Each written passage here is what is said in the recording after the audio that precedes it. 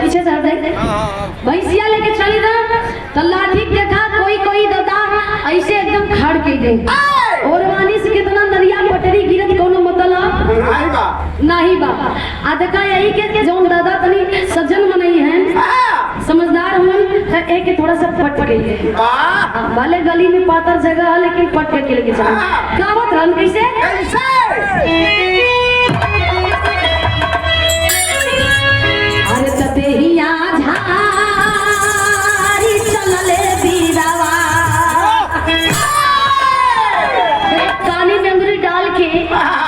कानी पे लाठी ढके लाठी में जूता टांग लेते हैं टांग के चलन का गाना का ततेहिया झारी चलले बीरावा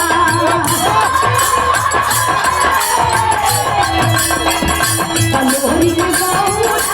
के हो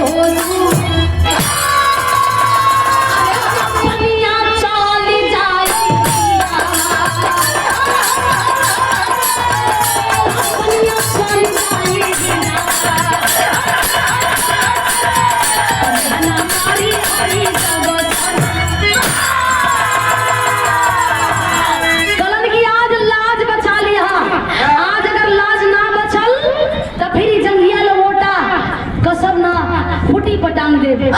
मान सम्मान खातिर के लड़े चलल हुन वीर लोरी कैसे और ये लोरकाइन के भाव पे लोरकी के भाव पे हमरे बड़े भैया छेदन सरदार सरदारों के सरदार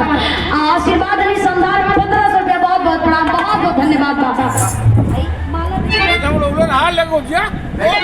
हम चाहती सरदार जी 1 मिनट जी हम सम्मान के लिए बलिया से 22 लाख और तरफ जाला दिया के क्षेत्र में ऐसे